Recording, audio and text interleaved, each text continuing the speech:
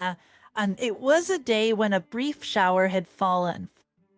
That the French woman who appeared before me, having forgotten her umbrella, asked me in an urgent manner where she could buy that thing. She told me that she wanted to buy something completely unfamiliar to me. I was perplexed. My name is Mike Henderson. I'm an older man in my 40s working for a trading company. I've been in this job for a long time, working for more than 20 years now. Thanks to that, I'm decently good at my job and have been blessed with great subordinates. However, getting along with all of me is challenging. I might get it together, man. 3. Another input error. This is why it's tough with the less educated, you know? Especially this new recruit this year. James is quite a formidable foe. He's a graduate of a prestigious university, and he's indeed smart. But his educational elitism is extreme, and he often looks down on me, who only finished middle school. However, it's true that I make a lot of mistakes on the computer. I struggle with digital tasks, so I often make typos like this. Sorry, James, I'll be more careful next time. Oh, it doesn't matter. And for an uneducated old man like you, it's like talking to a brick wall. And you'll just make the same mistakes again. As you're incompetent, is a report in French is difficult for someone with your level of education, isn't it? James is the son of an executive, and there's a lot of gossip that he's destined for a leadership role in the future. That's why, even though I've been working for 20 years, he looks down on me because I've never made it past the rank of section manager. Of course, I've warned him, and others have reprimanded him too. But he doesn't listen, and gradually everyone else has given up. It's better than being completely ignored, they say, but it's rare for someone to be so ostracized. But he's favored by the company's executives, so I can't provoke him too much. Then one day, while I was racking my brains over how to handle this newbie, darn it, I forgot my umbrella. On my way home, I was caught in a brief shower and took shelter under a nearby building. That looked like it was going to clear up soon, so I thought I'd take a break. I was leisurely watching the sky when a woman ran into the building where I was sheltering from the rain. She had brown hair and pale skin. Furthermore, she had a long nose and beautiful facial features. Having interacted with many Europeans, I had a hunch that she might be from somewhere in France based on her looks. She was drenched and hurriedly pulled a handkerchief out of her bag to dry herself. Then, once she was composed, she took out a mirror and began checking her makeup. Us women do wear makeup, after all, and it must be tough when they get wet like this. Oh, what should I do? My makeup is coming off? However, as soon as she looked in the mirror, the woman made a face as if the world was coming to an end. Her upon closer inspection, there were freckles on her skin. I'm guessing her makeup was coming off due to the rain and they had emerged. Darn it, I forgot my makeup kit at the office. Is there a place nearby where I can buy makeup? The woman suddenly started talking to me. She was frantically gesturing, clearly in a rush. When I asked where she was indeed from France. Because of my job, I could speak French, so I tried to converse with her in French. Makeup? I'm not very knowledgeable, but there's a drugstore nearby where you might be able to buy some. Oh, you can speak my native language? Thank you for letting me know. Would you like me to show you the way? The rain seems to be letting up soon. Really? Thinks that with that, the woman... Renee bowed her head in gratitude. Just as we were finishing our tea, the rain stopped, so I took her to the drugstore. She apparently had an important job later, but she left her makeup tools at the office. Wow, this is so nice, and the color is lovely. It seemed Renee liked the cosmetics, and she went straight to the checkout.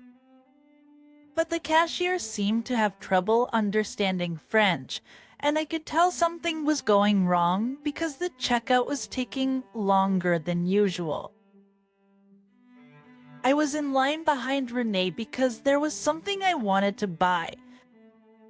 Seeing her struggle with the language barrier, I decided I should step in and help. Renee, do you have another card?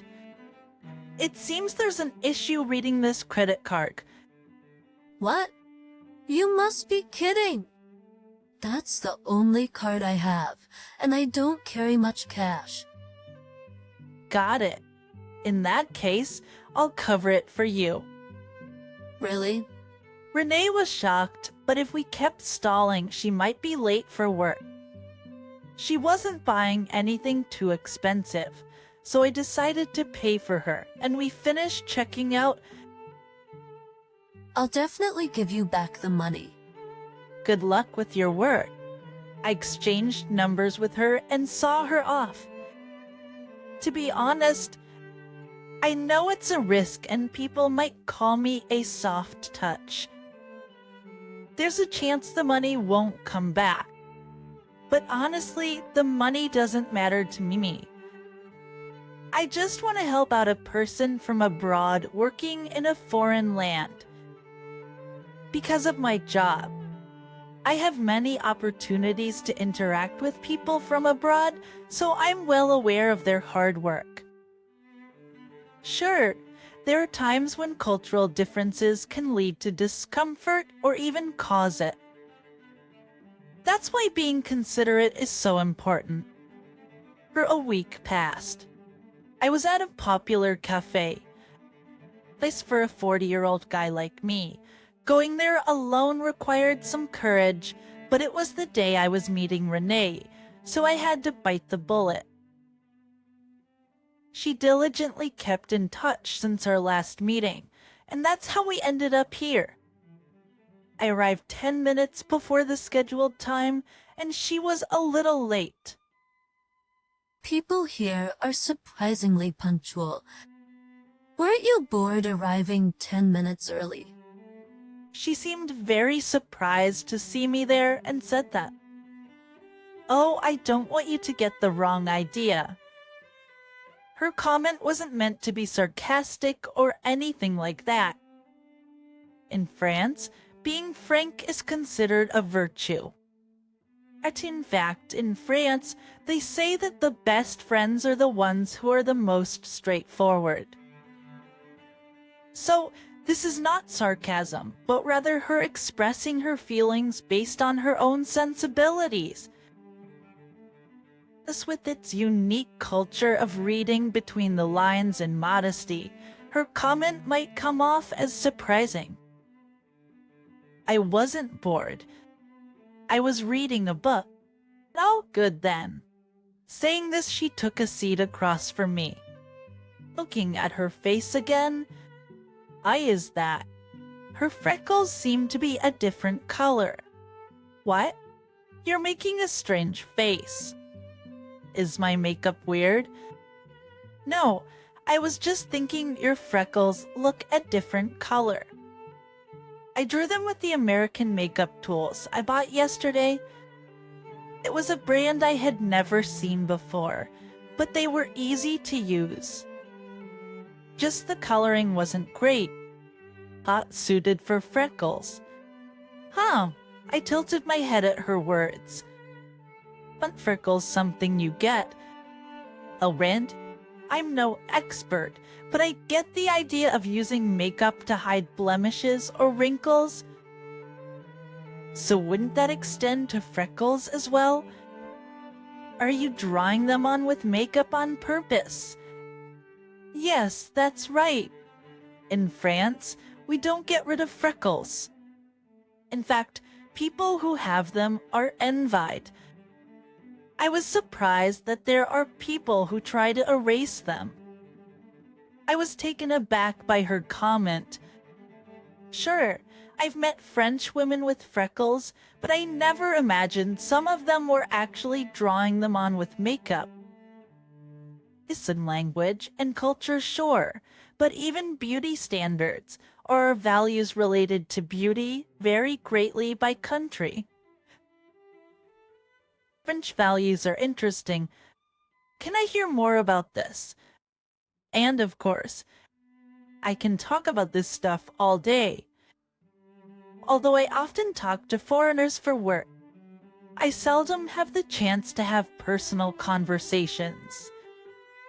But understanding a culture means understanding its values and manners. I may not use this information in a business setting, but it's definitely worth knowing. I ended up forgetting my initial goal of getting my money back from Renee, and instead had various discussions with her. Renee is apparently 27 years old this year and works at the US branch of a company. She's been living here for about 2 years and seems to be enjoying it. I also enjoyed talking. Would you like to talk again sometime? Of course, if you don't mind chatting with an old guy like me. I think people here are wonderful and their humility is a virtue, but self-deprecation isn't good. After all, you're amazing. With those last words, I shrugged and parted ways with her. Thanks from situation, I started meeting with Renee regularly. Renee herself loves the culture of the US and is still learning. So we taught each other about our native cultures and had a good time. Then, a month later, I was preparing for an important meeting with James. As it was our first meeting for new business development, so we planned to prepare meticulously, or so we thought.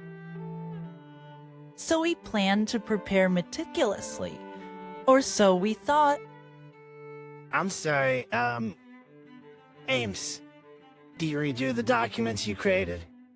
The what? Thy wife's. You said you had no complaints about the content. It was at the final stage of the meeting preparations. James clearly resisted my instruction. James was supposed to create the documents for this meeting, but today was the first time I had a chance to go over them. We usually review them in advance, but James said it's pointless to show them to you. Mike, since you wouldn't understand French documents anyway, it's a waste just to show them to you, haha. Mal, James is not a newcomer, so I trusted him not to make such a terrible mistake, but Because the content is fine, but there are many spelling errors. As from a quick glance, there are several that... Like, Mike, someone with a low level of education like you would only know the standard phrases in French, right? Haha, yes, true. Besides, people from abroad are more laid back about these things. As long as the meaning gets across, isn't that enough? It's... Listen here. I think it's problematic to belittle the customer like that. surprisingly, James clearly frowned at my caution.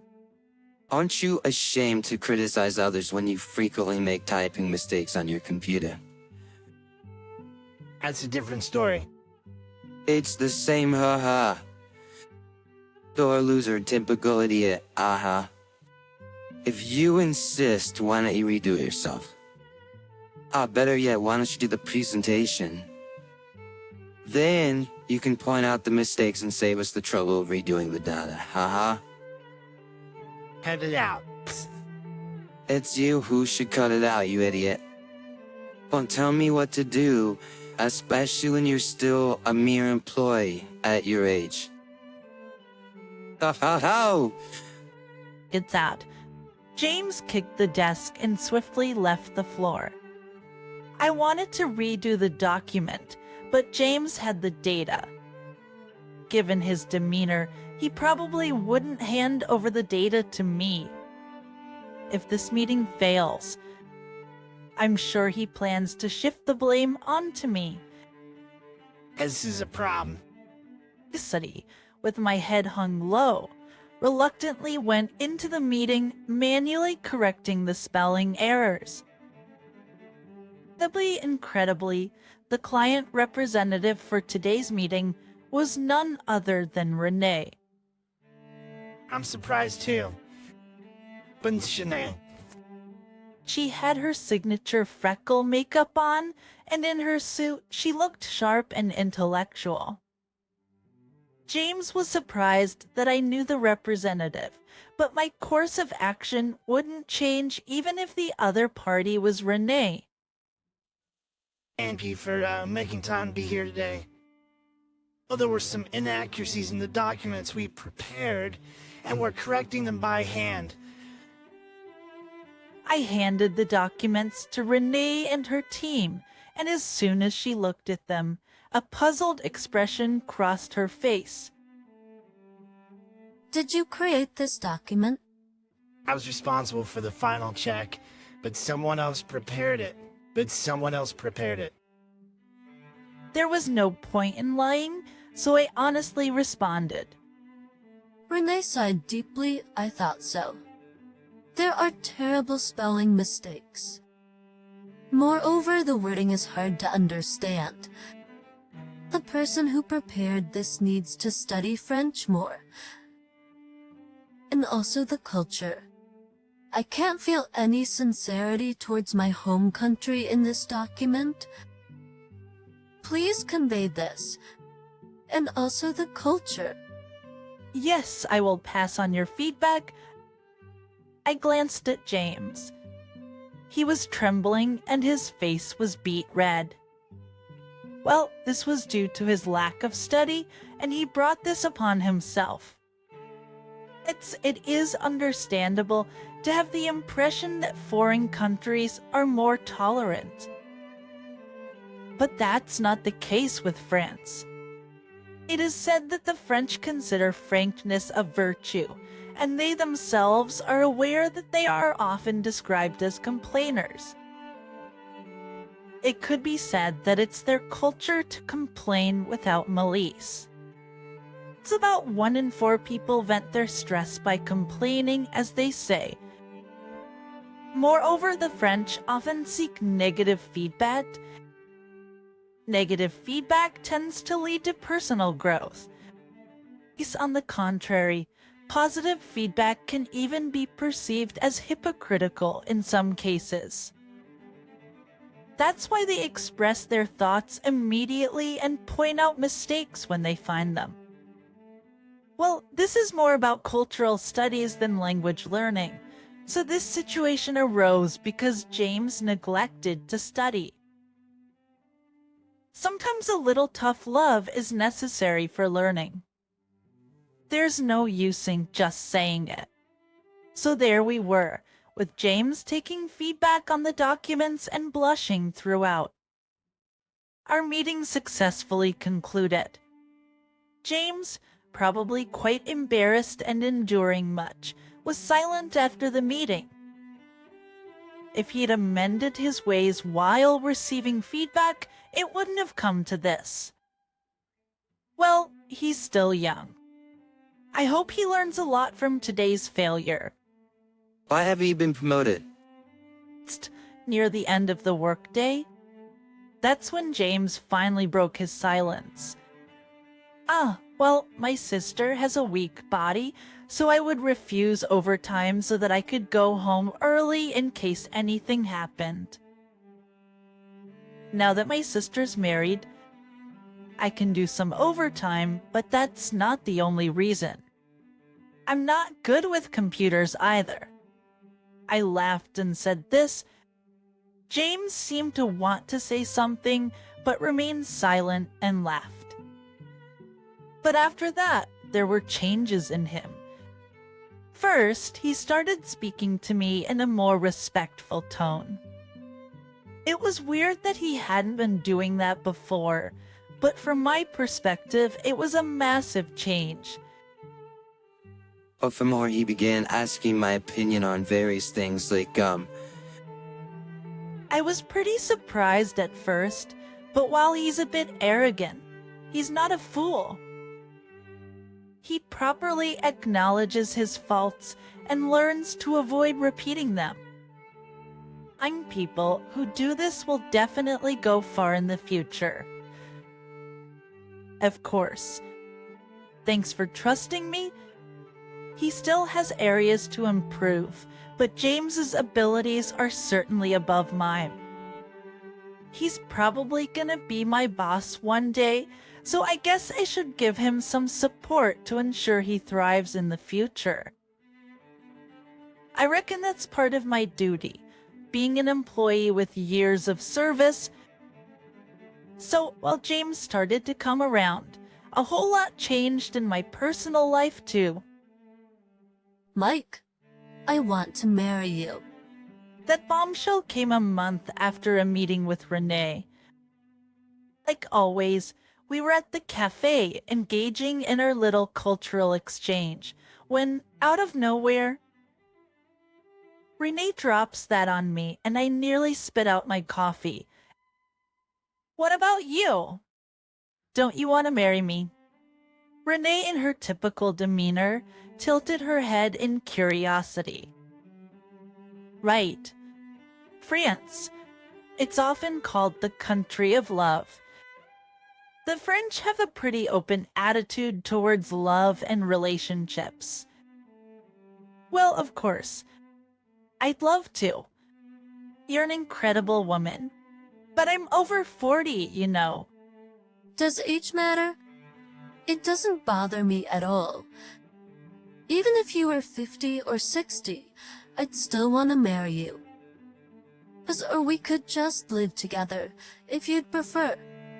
Either way, I just want to be with you. She looked me right in the eye as she said it. Many people in France are in de facto relationships without any official marriage. But that just wouldn't do it for me. I wouldn't want that. It's a bit lonely. I want to marry you. I thought you'd say something like that. She gave a delighted smile at my answer, and I couldn't help but grin too. Well, if we settled on that, should we go ring shopping? Oh, but shouldn't we move in together first? Haha, true. I'll have to revise my apartment contract. I'd love to live in a house with a big garden. And just like that, at a fast clip, we were discussing our future together. Of course, not all French folks are this spontaneous. Some take their time. But Renee, based on our past conversations, often takes bold actions. The tin with her. If I dilly-dallied, she wouldn't hesitate to kick my butt. Besides, I have been considering marriage for some time now. But it's not about convenience or practicality.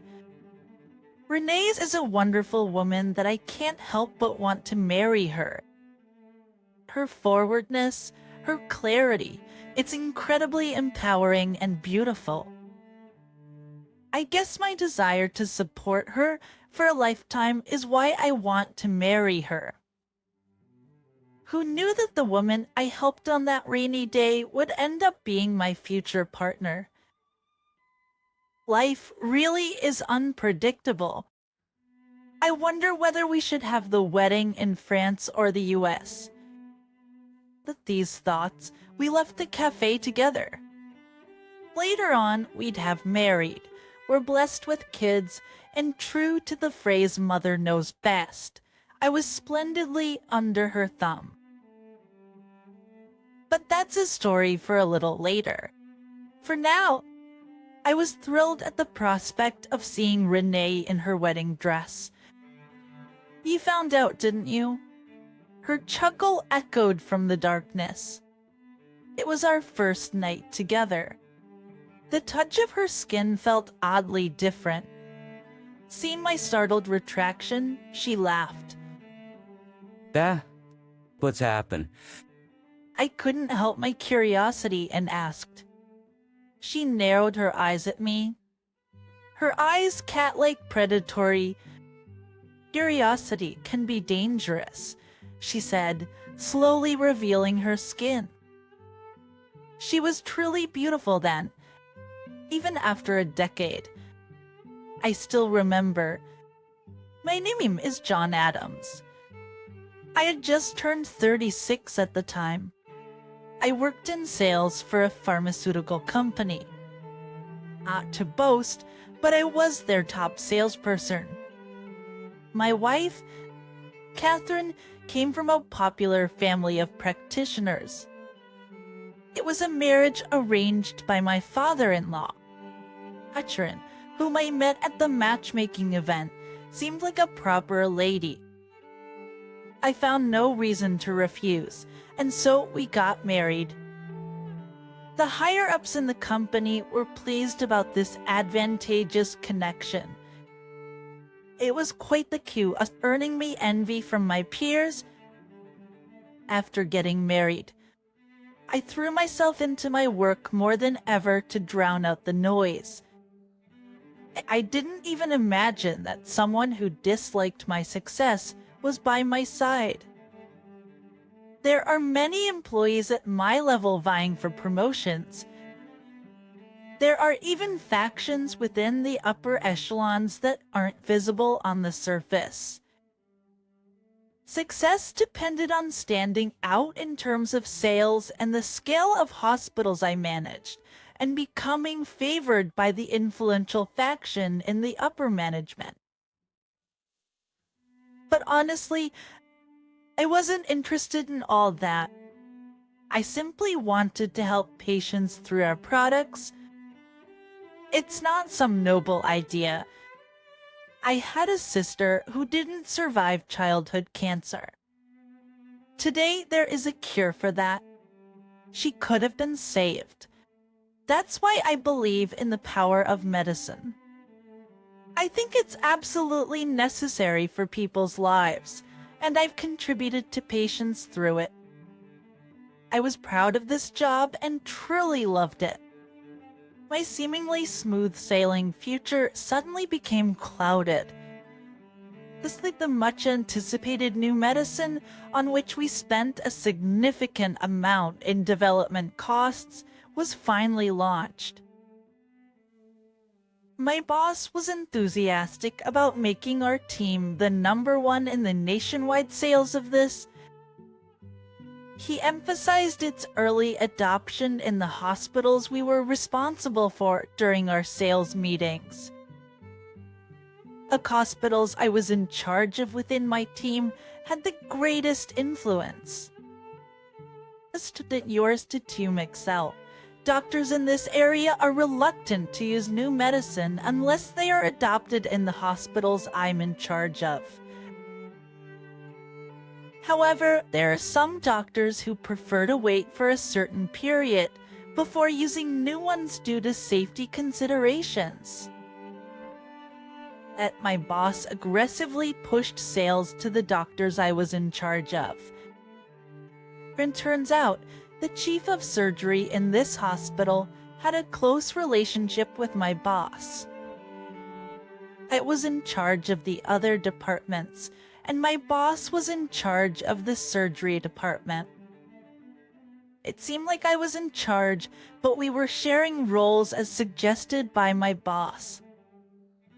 My boss urged the chief of surgery to use the new medicine.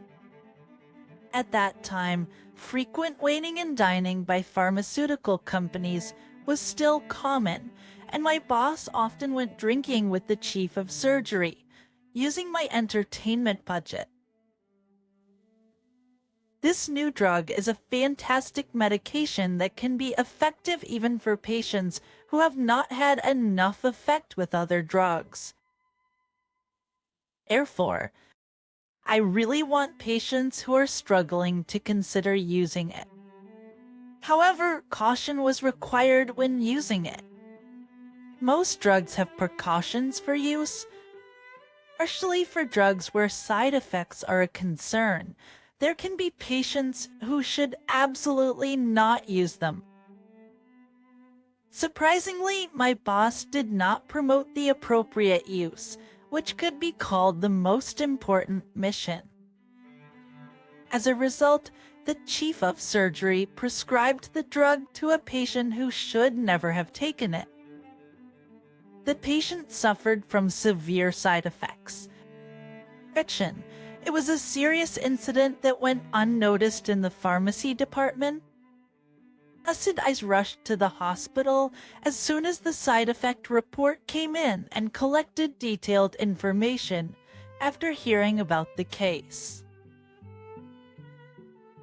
I was in shock. The patient was someone who should never have been administered the drug, and the prescribing doctor claimed not to have known. I deeply regretted sharing responsibilities with my boss. My boss went pale. This became a major issue within the company. And then my boss pushed everything onto me. In fact, my name is the one listed as the person in charge of the hospital internally. I followed my boss's instructions to handle the expense reports for the entertainment costs. I was called in by the executives and confronted with documents and receipts. Receipts from lounges and restaurants that I never visited but processed. No matter how many times I explained the situation, the overwhelming amount of evidence made it hard to convince them. My boss was sitting next to the executives, looking smug.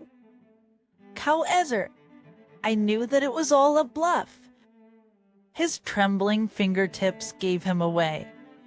I've seen the ugly side of humanity, and I was suddenly sick of the life tied to achievement figures. Facing the accusing executives, I told them that everything was done on my own accord. I declared that I would take responsibility and resign. The room went silent at my forthright demeanor. I wondered if my boss would try to keep me, but he didn't, and I easily quit my job. I had some savings, and I figured I'd manage somehow. That's what I thought. When I got home, Catherine greeted me with a fury in her eyes. Apparently, my father-in-law already contacted her. She reproached me for quitting my job right at the doorstep. She had some documents clenched in her hand. I could instantly guess it was divorce papers. There was something almost laughably meticulous about it. She was ready to part ways swiftly with a husband who no longer held any value. I guess she'd taken some advice from her dad. Everything felt like such a hassle, so I just signed the divorce papers on the spot. The house was a gift to Catherine from her father. I'll let you know once I decide where I'm going. I left those words behind as I left our home. I knew I wouldn't be coming back, but surprisingly, I didn't feel a trace of regret. If Catherine had shown even a slight hesitation to take the divorce papers, I might have ended up begging her in tears. Catherine took the divorce papers aggressively, looking at me as if I were trash. Thus, all she needed from me was my income and my status. Knowing this, I felt a sense of ironic humor. From the next day, I started looking for a place to live. Being jobless, it was hard to find a realtor who would accommodate me. Even with my income certificate, they were cold to an unemployed man. I was in a tight spot. I decided to ask for help from an old friend. I remembered him working in the real estate industry. My friend was surprised by my situation and amazed at my current state. While dumbfounded, he chuckled, saying, "You've always been like this, haven't you?" He asked me to wait for 3 minutes, and right on the dot, he called back. He'd found an apartment and told me to come immediately. In a hurry, I noted the address and hung up. Following the noted address, I arrived at an old-fashioned Western-styled apartment. The apartment was retro-styled with one entrance. It seemed rooms were scattered with a corridor in between. There were mailboxes marked with room numbers at the entrance. My friend had mentioned there was a landlord I should talk to. "Excuse me," I called out as there was no doorbell. I heard the patter of footsteps from the end of the corridor. The person who appeared was a young woman. Her long black hair and porcelain-like white skin were striking. Oh, are you John? I've heard about you. I'm the landlord of Nancy Popson. She said, offering her right hand. Taken aback, I shook her cool hand. Her wrists and fingers were slender. I was surprised to find myself reluctant to let go of the handshake. Her name was Nancy Popson. The other people called her Nancy. The apartment that's been converted into apartments is exclusively occupied by women. They told me there's no need for any deposit or broker's fee, but they asked for my help with the heavy lifting. When I agreed to help out if I could, he said with a laugh, "Well then, consider our deal done." "John, I heard you used to work for a pharmaceutical company," she remarked, offering me the keys. She must have heard from a mutual friend. Yes, I did. I worked there for many years, but recently resigned. When I admitted that I was hit with a divorce as soon as I quit my job, Nancy burst into laughter. She seemed genuinely surprised when I confessed that I left my house right after that. Well, there's nothing wrong with starting over, she said, her smile dazzling me. She seemed unbothered when I promised to find work quickly, and so my new life began. There were a variety of tenants in these apartments: students, novelists, and single mothers. There was even a mother who was escaping from an abusive husband. They all seemed to rely on me, which had me shaking with fear as I lacked confidence in physical strength. They were all amiable people who brushed off my divorce with laughter. I started to learn more about Nancy. She was a 30-year-old widow who had outlived her husband. Apparently, she took over the apartment from her biological father. Her late husband had been a doctor. Small world. I felt like we might have just missed each other at some point. I started working part-time at a local bookstore. I considered getting a full-time job, but I wanted a part-time job that gave me more free time. There was quite a bit of physical labor required at the apartment, so I started doing some simple repairs on my days off. Nancy would occasionally share some of her dinner or bring me bread that she had baked as a hobby. The more we interacted, the more I found myself attracted to her. She casually helped out the other tenants in the apartment. The hallways were always clean, and despite the age of the apartment, it was comfortable living there. She even seemed to help the children of the single mothers with their homework from time to time. As I was drawn to her, she seemed to show an interest in me. She asked me about my previous job and often stopped by the bookstore where I worked part-time. It didn't take us long to start having dinner together. As we closed the gap between us, I found myself touching her skin for the first time in the darkness when I stayed at her place for the first time. She looked even more alluring than usual, so stunning that it took my breath away. Her skin was as cool as when I touched her hand that day. There was a strange sensation in her skin, and I instinctively pulled my hand back. Her skin felt too different to be human. Nancy stared at me as I pulled my hand back. Seeing my surprise, she laughed a little. In my flustered state, I lost all my older man's composure and asked her. She just narrowed her eyes and smiled. Curiosity kills, you know? Are you sure you won't regret this? She stared me down with eyes as fierce as a wild feline, revealing her skin to me. Upon it, a multitude of surgical scars remained. It must have been a significant injury. The marks on her pale skin almost resembled a flower pattern. The shocking severity of the scars I was seeing for the first time left me speechless, and she peered into my face with a hint of amusement. I told you you'd regret it, didn't I? You can't touch me.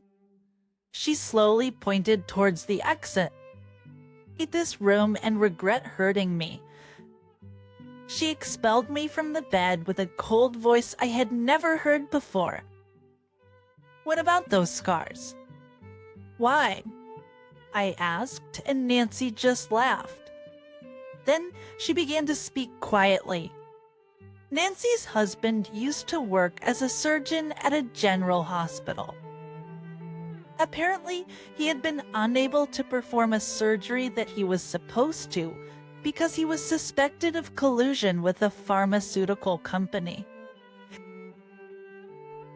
The patient died during the surgery performed by a substitute doctor. Of course, her husband had no involvement with the pharmaceutical company. It was the head of the surgery department who had pinned the blame on him. Taking all responsibility, her husband had to leave his job. After leaving the hospital, he was always down. First when he said he was going to go on a hike, which was his hobby. Nancy was relieved. That was winter, but she sent off her experienced husband. That was the last time she saw him alive. He didn't return even after his scheduled descent. After a search, he was found dead in a snow cave. There was no suicide note.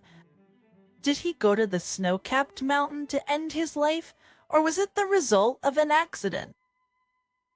Feeling responsible for not stopping him, tempted Nancy threw herself off a cliff, apparently trying to follow him.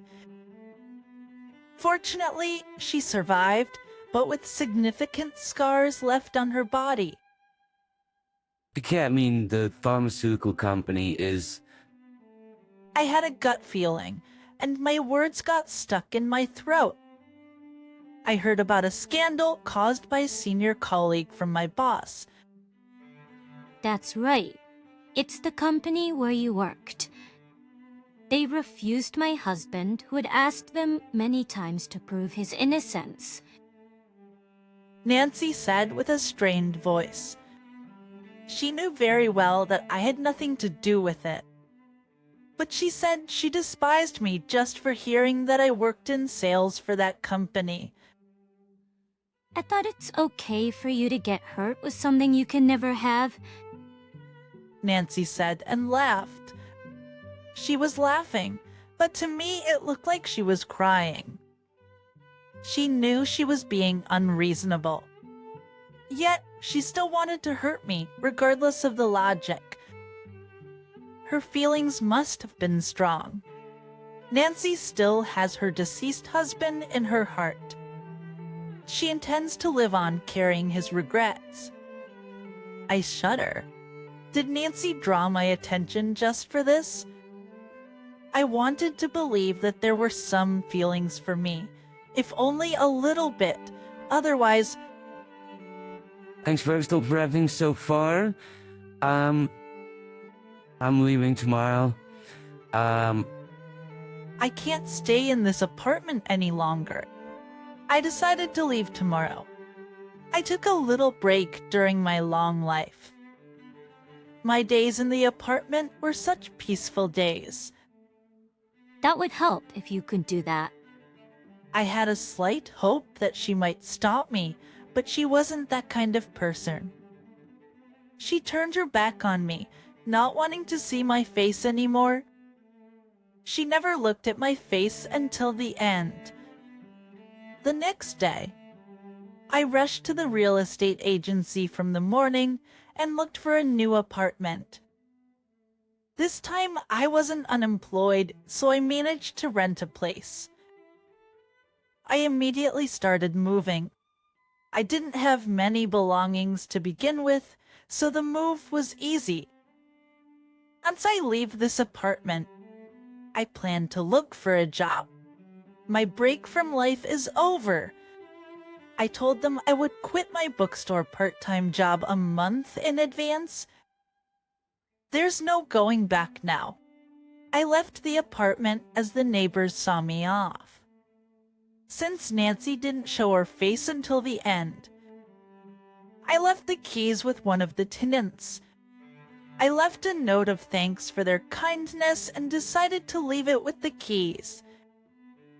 I wonder if Nancy will read my message. She probably won't read it.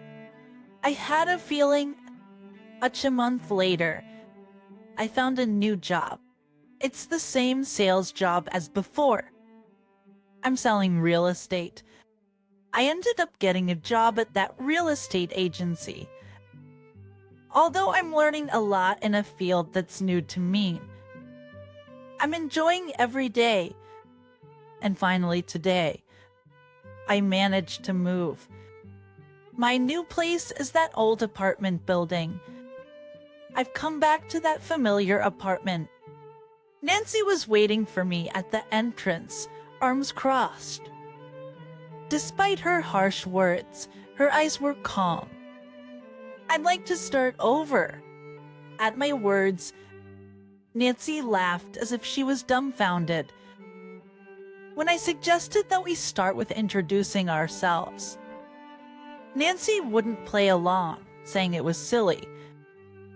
After asking a few times, she finally agreed that even if we start over, it might be the same. If so, we'll start over again. As I responded nonchalantly, Nancy gave a wry smile.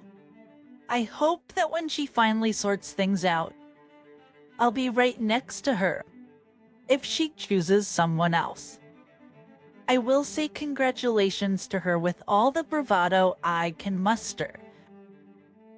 How did you like it? Your subscription to our channel will motivate us. See you in the next video. I was born and raised in New York, but 2 years ago, I moved out of my parents' house and started living alone in the city. If I stayed at home, I wouldn't have to pay rent, and my mom would cook all my meals. Sure, it was easy, but I wanted to stand on my own independence. There is an apartment I chose in a spot where I could get to work on a single train line. No transfers necessary. It's a modest 4-story building with a total of 12 units. The first and second floors cater to singles. The third and fourth floors are geared towards families, and my apartment was a corner one on the second floor. That evening, right after I came back from work, my doorbell rang. Given that the building entrance is secured with an automatic lock, I thought it must be one of my fellow residents. I'm not exactly chummy with any of them, so I wondered what they might want. When I opened the door, it was a young woman who said she'd just moved into the apartment next door. Oh, she's pretty cute. Opening the door sparked something in me. She was probably around my age. Not too skinny, not too fat, with bright, wide eyes and a quiet demeanor. She struck me as a typical, diligent office worker. Hi, I'm Mary, just moved into 202 next door. Hi, so I'm James. She introduced herself, offering me a small paper bag with handles. It was a gift for her new neighbors. Some might wonder, do people in New York still do this, making courtesy visits when they move in? Of course, not everyone does, but some do indeed. Whether or not they do it, it's up to the individual. There might be differences in first impressions, but I don't judge people based on whether they greet or not.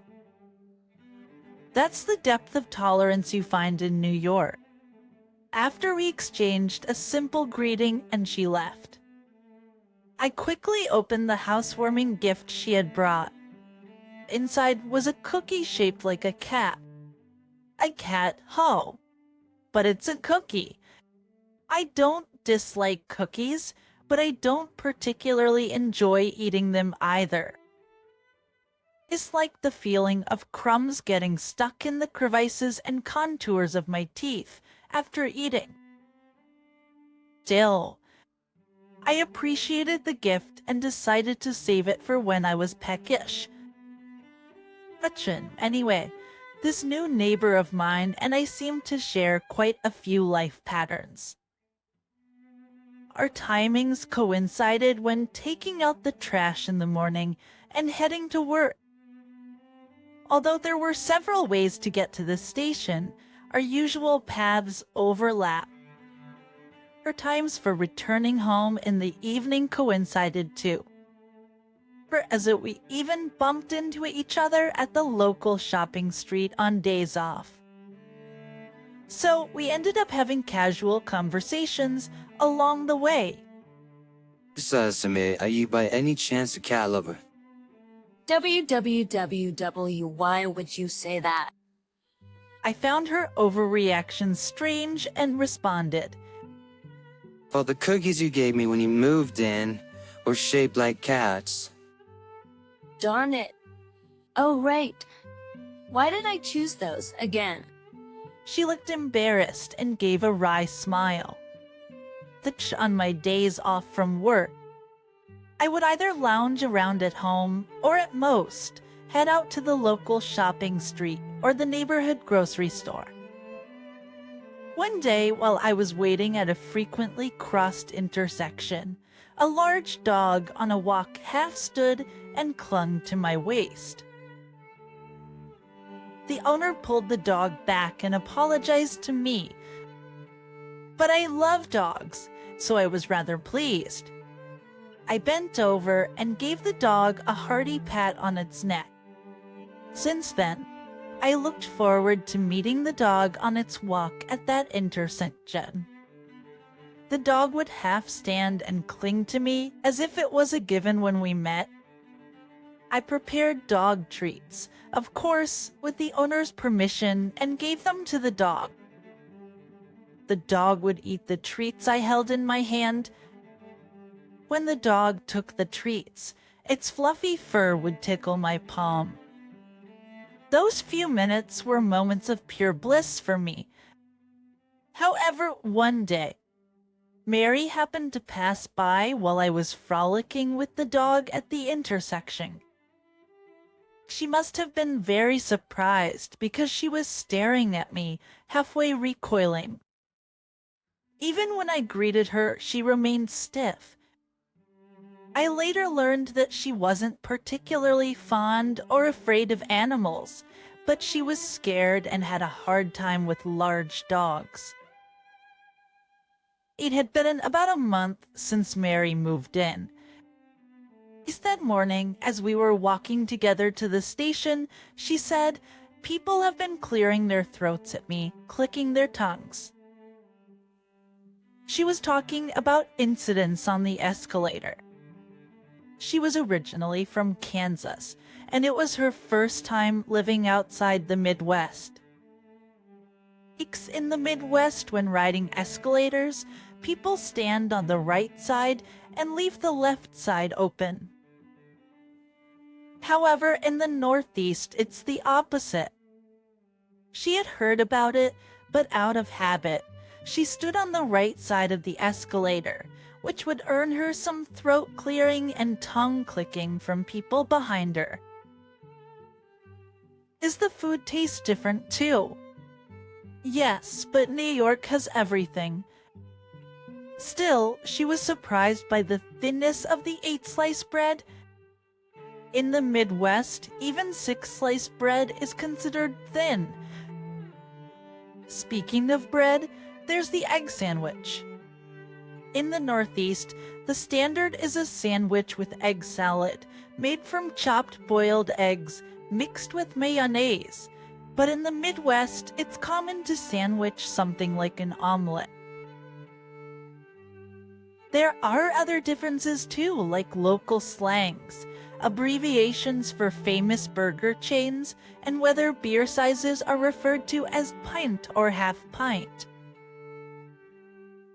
Even though she knew these differences intellectually, experiencing them firsthand led to a series of surprises she shared somewhat bashfully. I enjoyed listening to her stories. I had never left New York except for vacations, so I assumed that the norms but I imagined if I were to be transferred to the Midwest or some other region, I would be as bewildered and surprised as she is now. In retrospect, New York is an exceptional place within the country. Because of the people living in New York, just over half are native New Yorkers like me. The rest are people who have moved in from other regions. People often say New Yorkers are cold, but if you're referring to people living in New York, nearly half of them are folks who have migrated from other regions. That morning, as usual, I was taking out the trash and about to head to the subway station. She, who normally appears right after me, was surprisingly late. Wondering if she had a different schedule that day, I waited for her a bit. Just then, she came running up, looking rushed. Hey, Jamali, did you oversleep? Did you wait for me? She asked, looking apologetic as she disposed of her trash. I didn't oversleep, but Luna... I took a little time getting ready. As she said this, she brushed off her navy blue suit skirt. We then, as usual, walked side by side toward the station. I glanced at her shoulder. Humorous thin, short white hair-like things were there. Because of the navy color, the dust was noticeable. There's something on your shoulder. I said to her casually. Yeah, I was worried about dust on my clothes. That's why I was late getting out. The following weekend, after having lunch at a burger chain with the different acronyms she mentioned, I was walking home through the shopping district. There she was, intently reading a flyer or something posted on a light pole.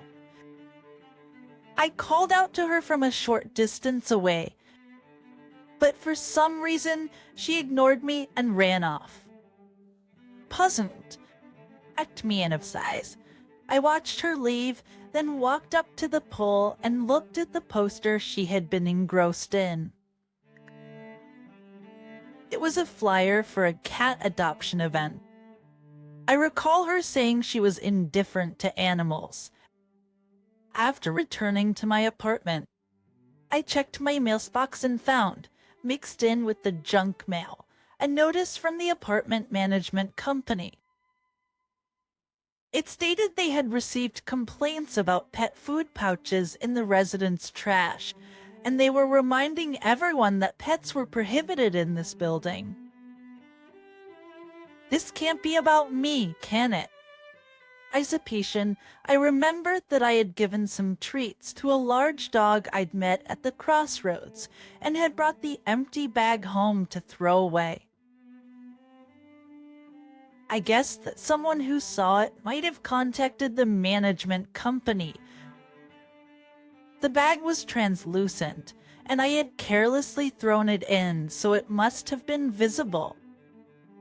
I bowed my head in apology to the unknown fellow resident for the misunderstanding. However, it wasn't me who had caused a misunderstanding, nor was it someone else. Indeed, someone was keeping a pet in one of the apartments in this building. It was right after this when it came to light. As I returned to my room, I opened the window and leaned out to check the garbage bag I'd left on the balcony. As I lifted the bag, sure enough, through the bag and mixed with the other garbage, the recognizable pouch from the dog treats was plainly visible. At that moment, something caught the corner of my eye. There was a partition board between my balcony and the next rooms. At the bottom of the board, there was a gap about 4 inches high from the floor. There was something gray on the floor in front of that gap. For a moment, I thought it was a dead mouse. Then, with trepidation, I took a closer look. Turned out, it was a mouse all right, but a small mouse stuffed animal. Did it fall from the balcony above? As I reached down to pick up the stuffed mouse, I noticed something moving in and out of the gap in the partition. What is this? It was a soft, stick-like object covered in pale fur. When I tried to get a closer look by bringing my face near, it quickly retracted, and when I gave up and pulled my face away, it came out again. And it wasn't just moving in and out either. At the tip of it was beckoning, as if trying to retrieve something. I initially thought it was 1 stick, but it was actually 2. Then I noticed the paw pads. It was a cat's paw. It probably had been playing with the mouse stuffed animal on the neighboring balcony and had accidentally pushed it onto mine. It was trying to retrieve it. I pushed the mouse stuffed animal back toward the gap at the bottom of the partition. Just immediately, the cat's paw pounced and retracted, clutching the stuffed animal. Good for you, kitty. You got your toy back. Rich for a while. I was grinning to myself, picturing the cat probably playing ecstatically with the reclaimed stuffed mouse. Then, I suddenly snapped back to reality. Next door was her apartment. Why would there be a cat in her place? Ah, right.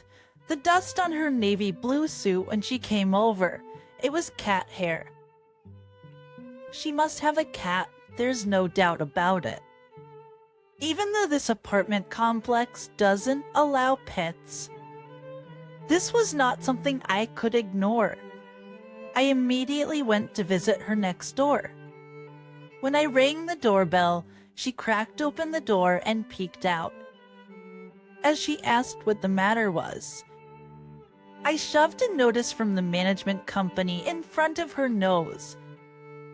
Did you see this? That was in your mailbox, wasn't it? Yes, I saw it, but She was clearly flustered. Is this your cat, Brabsbury? She was grimacing. And, then why was there a cat on your balcony? could it have been a mistake, maybe? Her face was pale. I peered over her shoulder into the room. But there was no sign of a cat. Threatened the Crayley.com.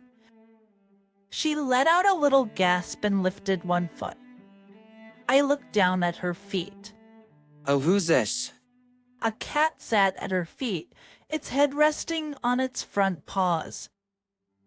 The cat looked up at me as if to plead not to torment her. Then she picked up the cat and invited me into the room. When I walked further into the room, she put the cat down on the floor and headed to the kitchen to make tea. Yes, she's mine. Her name is Luna. Luna stayed where she was put down, sprawling on the floor. Once she made tea for me and herself, she sat down at the table, gave some fresh water to Luna next to her, and turned to me. As I took a sip of tea, Luna staggered to her feet and began to drink water too. She looked down at Luna and said, "I found her when she was a kitten." I was in kindergarten at the time, so she's already 18 years old or maybe even older, a real old lady. She said they were like sisters, growing up together because she was an only child. She's lived a long life, but I wonder how many more years or months or weeks, no, how many more days we can be together. She was born and raised in Kansas. Her hometown, graduated from a local community college, and got a job at a local company through her father's connections. But she couldn't give up her longing for New York, so she applied to a job posting by a company in New York and was luckily hired mid-career. She decided to move to New York, but had to find a place to live on her own. She sought advice from friends and searched online for housing. Finding a place was difficult, she admitted, especially without any familiarity with New York. As in her apartment search, she couldn't find a place that met her requirements like location, budget, and pet friendliness. Her start date was fixed, and she didn't have much time. She chose this apartment mainly because it seemed convenient for commuting. She considered leaving her cat behind since pets were prohibited in the apartment. Well, but you ended up bringing her anyway, not knowing how many more days you could spend together. But oh, so... She bowed her head at my words. As I watched her, I remembered my own childhood.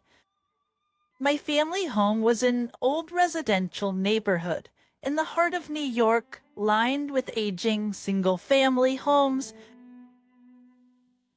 Even as a child, I could peer over the fences of our neighbors' homes. Back then, an elderly couple lived next door. They were always very kind to me. They had a dog that they kept in their yard. The dog was friendly towards me. We often played over the fence, and sometimes I even took it for walks. But it was in the fall when I was in 2nd or 3rd grade. An old couple next door decided to move in with their son due to their old age. And I was just a kid, but I felt sad thinking about saying goodbye to the dog. And so it was the eve of the old couple's move. Due to a typhoon, heavy rain was falling outside. The wind was so strong that the glass on the porch was shaking and making noise. I went to the porch to check the outside. Then I noticed a different noise, not from the wind, but something hitting the glass. I looked down. Hair soaked to the skin was the neighbor's dog, batting at the glass door with its paws. I quickly opened the glass door. The dog leapt out at me. It then licked my face all over. Rain mercilessly invaded the porch. My mother noticed and told me to close the glass door. Ignoring my mother's words, I took off my t-shirt and used it as a towel, wiping the wet body of the dog. No matter how much I wiped, the rain kept pouring on. Looking back now, I still wonder, how did the dog, who should have been tied to its doghouse, get free and come to me? All I know for sure is that night, that dog came to say goodbye to me. And it hurt to say goodbye to that dog. She stayed still with her head bowed. I couldn't bring myself to blame her, and I was at a loss for what to do. Luna seemed to climb onto my lap where I was sitting in the chair, twisting her upper body onto her back and rubbing her head against me. I restrained her when she hastily tried to pick up Luna. Maybe she's telling not to beat yourself up anymore. I said, Upon hearing this, she covered her face with both hands and broke down crying on the spot. She said she never had any intention of hiding the fact that she had a cat and staying in this apartment for a long time. However, there were plenty of things she was still trying to get used to in her workplace and in her new life in the city. She said she would look for another property where she could live with her cat whenever she had the time, but with no familiarity with the area and no knowledge of average rents. She couldn't find one. Hey, if I were the landlord of this place, I thought, I might have said, if that's the situation, I'll give you a bit of a reprieve, but I didn't think it would go that well. These days, the world tends to adhere strictly to rules, or rather, there's no room for leniency. So, I told her that it would be bad to keep Luna in a pet-prohibited apartment, but we should keep it a secret for a while. And I decided to help her look for a new apartment. However, the situation drastically changed within 3 days. It was right after I came home. The doorbell was rung persistently, as if waiting for my return. When I went to see, she was standing there, large tears streaming down her face. When I dropped my gaze slightly from her face, Luna, no longer moving, was in her arms. When I came back home, she usually comes to greet me at the entrance. I thought it was strange, and then I found her on the sofa. Catch her as she said this, she crumbled to the floor, crying loudly, still holding Luna in her arms. I'm sorry. Luna, I was foolish. I searched for words to say to her, but couldn't find any. So instead of words, I hugged her, gently rubbing her back as I did so. Several weeks after that, we started looking for a place to live together. This place is pet-friendly, I said, having found a pet-friendly property by chance and mentioning it out of interest. Then I wait to have though. She pulled out her smartphone with a somewhat distant look and gaze. Thus on the lock screen of her smartphone was Luna, who looked like she was smiling gently. Looking at Luna on her phone, she turned to me and gave a wistful smile. That's right.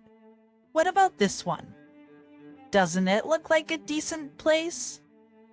Indeed it does. How did you like today's story?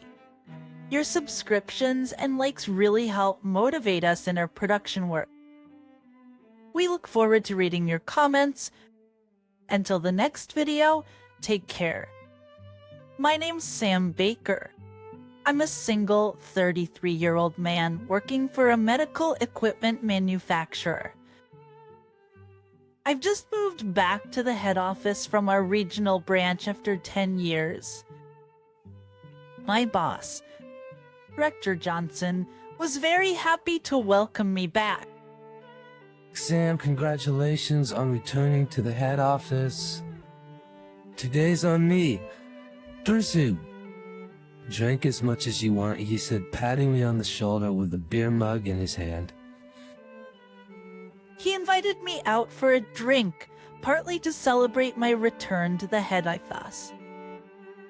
Thank you, but the fact I didn't let myself get down and worked hard in the regional office is also thanks to you. Rector, this wasn't mere flattery, but a simple fact. About a year after I started working at this company, the then director ordered me to suddenly start working at the regional branch. Back then, as Mr. Johnson was just a manager. It seemed the director at that time didn't like me because I was too quiet and boring.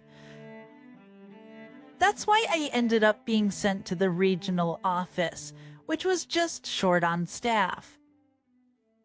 I was afraid I might never be able to return to the head office. But Mr. Johnson, seeing my anxiety, reassured me with kind words. Oh, believe it or not, I was also sent to the regional office from the head office in the past. I was depressed at first, thinking I had been driven out because I was unnecessary here. But you know what? It was the results I produced there that got me to where I am today. I want you to believe that this personnel change isn't a demotion. CO, it's personnel change to rebuild the regional branch. I need your help. Sam. So don't get discouraged. Just do your best at the regional branch for now. His words were more encouraging than I could ever explain. I was disheartened when the personnel change was announced, but thanks to Johnson, I was able to face forward and push on. Even after I moved to the regional branch, I sought advice from Director Johnson and pushed myself harder. As a result, the branch's performance greatly improved, and now I'm finally back at the head office since the previous director has also been transferred to another department. I'll start afresh and work hard at the head office. While we were happily chatting about our reunion, Johnson suddenly said something unexpected.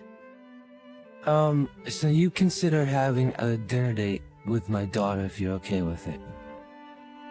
Hey, wait, your daughter. The moment I heard the word dinner date, I froze. Truth is, I've never had a girlfriend in my life. I appreciate the offer, but as you know, Akja, I'm not exactly a social butterfly. I've never even had a relationship with a woman. I'm afraid Yurdop might find me unsuitable. But Mr. Johnson gently reassured me. That's not true at all. Compared to 10 years ago, you're a completely different person. You've grown through your struggles in the regional branch, and you communicate smoothly now. I highly value that part of you. That's why I thought of introducing you to my daughter, and I believe you two would be compatible in terms of personality. Oh, Orson, it's just a casual dinner to meet each other, so don't worry. I had no idea that Mr. Johnson thought so highly of me. I was moved by his words and ended up accepting his invitation for a dinner date. Mr. Johnson showed me a photo of his daughter on his phone, and she was stunningly beautiful. But after the drinks were over and I was on my way home, I was already regretting my decision. I can't possibly handle a relationship. I never shared this with my boss, but I actually have a traumatic experience related to romance. Let's go back in time 16 years ago. When I was 17, my mom ran off with her lover to some faraway place. Next the periods, the shock of my mom's disappearance hit me hard, but the bad news didn't stop there. My dad, angry and feeling betrayed by my mom, started taking it out on me. Your mother left us because she couldn't stand you. You'll live a lonely life, unloved by anyone. He ranted, drowning his sorrows in booze. I think seeing my face, which resembled my mother's, must have pissed him off. I didn't have any notable skills or talents. Perhaps I lacked the charm as a child to keep my mom from leaving my dad. His harsh words hurt me deeply, and my introverted personality grew stronger. Like from then on, my dad's drinking got worse. He left all the house chores to me, and he'd quickly resort to violence when something displeased him. I had to do all the housework perfectly to avoid my father's anger, and before I knew it, I started being late to school more frequently. Recent tardiness, a destructive home environment, and the negative aura surrounding me led me to isolate myself from everyone around me. Eventually, I started to feel uncomfortable in my own class and began to seek refuge in the school nurse's office. Next, the school nurse, B.M.'s Miller, was very kind and would always listen attentively to my stories. Although I couldn't share everything considering my father's situation, the mere presence of Ms. Miller, who would lend me her time and ears, was a relief to me. You can tell me anything that's bothering you. Regarding your studies, it's for your own good that you should strive to pass your courses. Reen, once you can stand on your own, you'll be able to get away from your father sooner. And she was absolutely right. If I kept this up, I wouldn't be able to graduate. So, I committed myself to attend all my classes, and I spent the rest of my time seeking refuge in the nurse's office. I started to get a handle on my house chores and stopped being late, narrowly avoiding repeating a year. Amidst this lifestyle, another reason emerged for me to frequent the nurse's office. There was another student, a girl who also spent time there, and I quietly looked forward to my interactions with her. Her name was Emily Brown, and she was a grade below me. Good morning, Sam. She'd greet me with a smile every morning I visited the nurse's office. I was happy to see her, so I always smiled back and replied, "Good morning." Emily often said, "I'm basically homeschooled in the nurse's office." She rarely went to her actual class, spending most of her day in the nurse's office instead. This was due to Emily's appearance. She always wore a wrinkled uniform, hid her face behind long bangs, and had a simple style with her long hair tied back. Because of this, Emily was often called unkempt and was generally avoided by everyone else. However, it wasn't that Emily was lazy. That to this Christians, the root of the issue lay in her home environment. Her parents favored her older sister and were always harsh towards Emily. For because of this, she seldom got new clothes or everyday essentials, and she couldn't afford to go to a hair salon, hence her appearance. Despite all of this, I thought Emily was a wonderful girl. I borrowed a really interesting book from the library yesterday. It's such a blessing to have these wonderful books available to us, she'd say with a smile. Seeing Emily speak like this gave me a boost of energy. Despite being placed in a seemingly insurmountable situation, she always maintained a positive attitude, constantly looking for things to enjoy. While everyone else was focusing on Emily's appearance, I noticed her beautiful eyes peeking from behind her long bangs. Pure and beautiful light brown eyes. My heart pounded every time I saw that sparkle, and our conversations became my solace as I barely survived my harsh school life. Looking back now, I guess that was my first love. But despite my feelings, one day, suddenly, Emily disappeared. She had transferred schools without saying a word. When I asked the teachers about her disappearance due to privacy reasons, they couldn't tell me anything.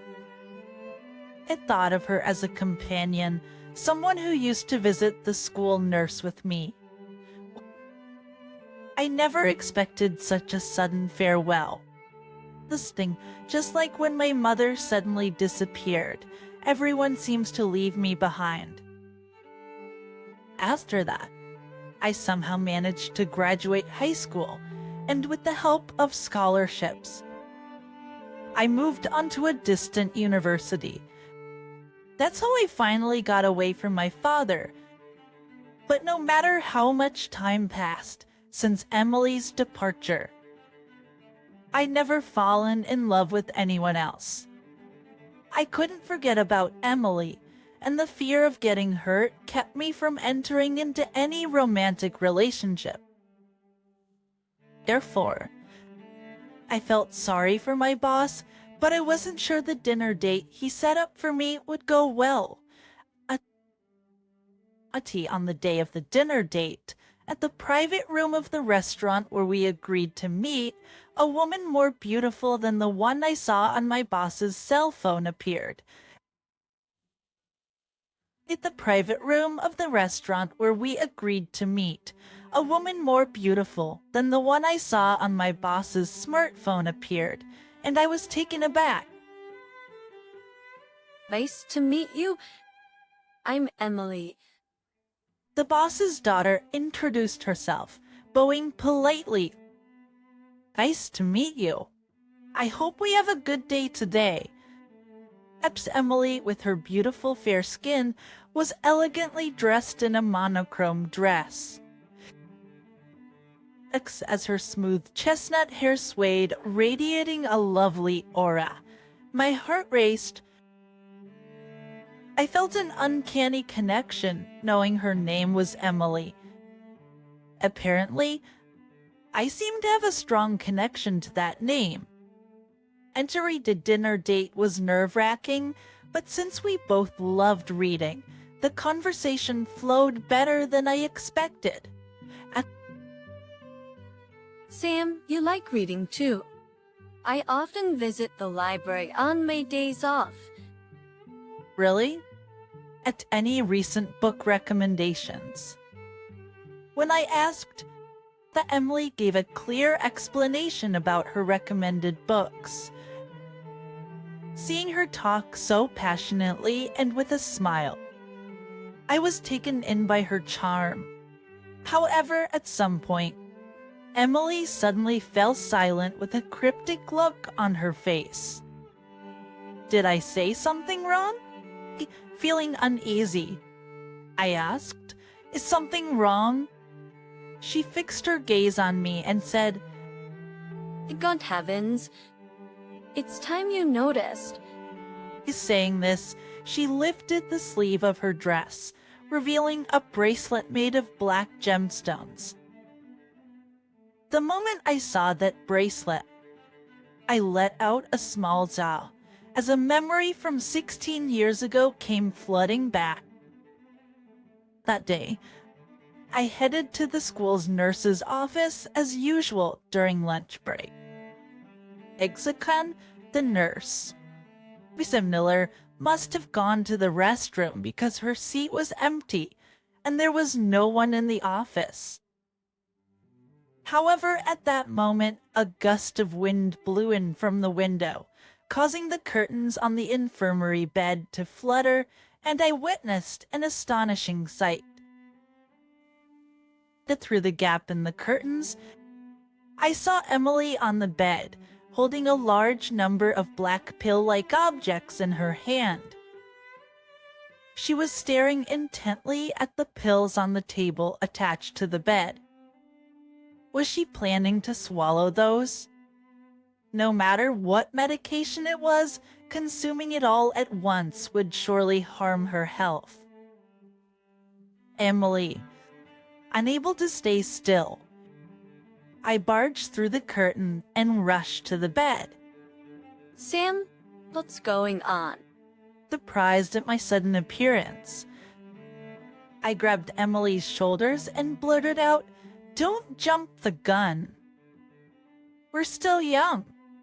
No matter how hard things are now, if we keep living, good things will happen. I don't want you to disappear. Emily." As I said this, I realized that I was crying. I didn't want to lose Emily. My emotions were so strong that I naturally burst into tears. However, in contrast to my panic, what on earth are you talking about? I'm just making a bracelet with stones I got from the library's teacher. It turned out that the items Emily had were not pills, but gemstones. Knowing my misunderstanding, Emily laughed out loud, feeling embarrassed about my overreaction. I blushed. Then, Emily handed me a bracelet with a cheerful smile. "This Morian stone is said to protect from unpleasant things. I already have one, so I'll give one to you. Sam." Billy, thank you. I never expected to receive a gift from Emily, and I was genuinely happy. Yes, because you're my important nurse's room buddy. And don't worry, I'm not going anywhere. Despite saying that, Emily disappeared without a trace, and now that same Emily is right before my eyes. Unconsciously, my eyes filling with tears, I pulled out a black Morian bracelet from my suit pocket. It's been 16 years since then. I have been wearing it without fail. Before I knew it, my eyes too were moistened, just like her beautiful hazel eyes. I'm sorry for transferring schools so abruptly, but there was a profound reason behind it. According to her, her parents had been violent towards her, and feeling threatened because of their escalated behavior, she had run away from home. Emily's mother's brother was, in fact, Mr. Johnson, who was the director. The two of them were uncle and niece. And Emily had gone to ask for help from her uncle, who lived in the neighboring state. This the director, who had always been worried about Emily, thought that he could no longer leave her with her parents, severed ties with his sister, and adopted Emily. And so Emily's last name changed from Brown to Johnson. Hearing about Emily's tragic past, my heart ached. It's understandable why she had to transfer schools abruptly. Emily, wiping her tears, began to speak. I haven't been able to forget about you since then.